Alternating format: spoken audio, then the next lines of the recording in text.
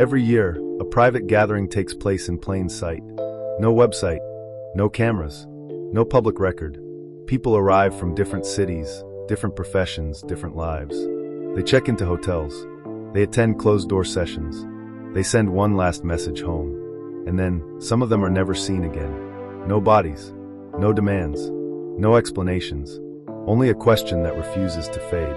What happens when you attend a meeting and never leave it? Every year, in different cities, behind closed doors and unmarked venues, a convention takes place. It has no public website, no press coverage, no official guest list. Those who attend call it the gathering. Those who investigate it call it something else. They call it the shadow convention. Because every few years, someone who attends never comes home. Act I, the invitation.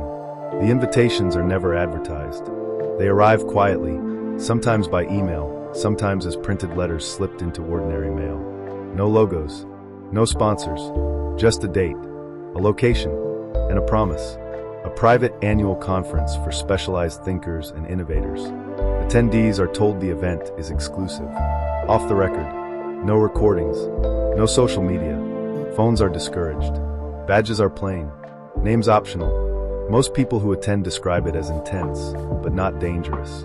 Until you look at who didn't return. Act 2, the missing. Across 2 decades, investigators have identified at least 11 individuals who vanished shortly after attending one of these gatherings. Different cities, different years, different backgrounds. A graduate researcher, a cybersecurity contractor, a former military analyst, a freelance journalist, a data ethicist. None had criminal histories. None were reported suicidal. None expressed fear before leaving. What they shared was attendance and silence afterward. In several cases, families reported the same pattern. Their loved one left for a conference, checked into a hotel, sent one final message. I'll explain when I get back. They never did. Act 3, the last footprints. Security footage paints a disturbing picture. In one case, a man is seen leaving the conference hotel alone at night. He doesn't appear distressed. He doesn't look rushed. He simply walks out of frame. His phone stops transmitting within minutes.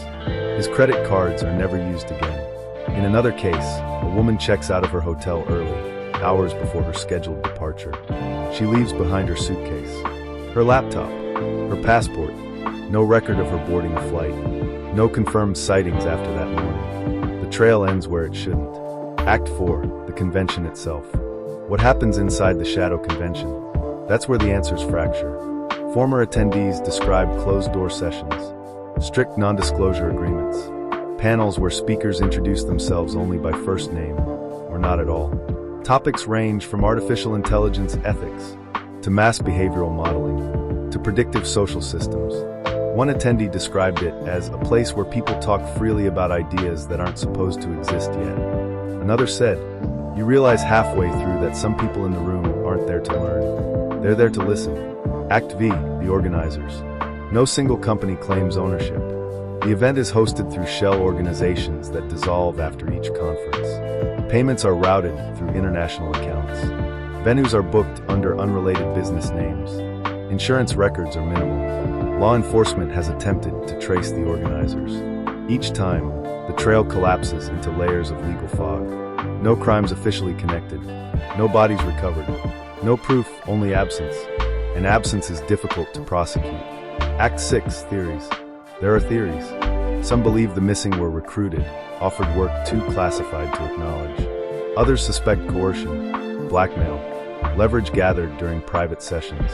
A smaller, darker theory suggests something else entirely, that the convention functions as a filter, a place where people with rare knowledge are identified and removed, not killed, erased, because the disappearances aren't messy. There are no struggles, no ransom demands, no public threats, just silence. Act 7, the families. Families are left with fragments, hotel receipts, conference badges with no branding, agendas that end abruptly. They are told there is no evidence of foul play, that adults are allowed to disappear. But parents know routines, partners know habits, and these vanishings break them, because you cannot grieve what is no ending. No body, no certainty, no truth. Act 8, the continuation. The shadow convention still occurs. Different name, Different city, same structure. Invitations continue to circulate quietly among niche circles. Those who receive them now hesitate.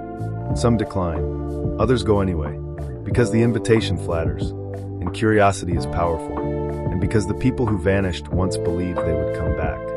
Final thought, there are places where ideas are exchanged without record, where names don't matter, where accountability dissolves, and sometimes people enter those spaces believing knowledge is power, only to discover power decides who is allowed to leave. The shadow convention leaves no trace of violence, only gaps, and in those gaps, the unanswered question remains. Were the missing taken, or did they step willingly into a silence that was already waiting for them? Because if they did, then the most unsettling truth is not that people disappeared. It's that the gathering never stopped, and it may already be happening again.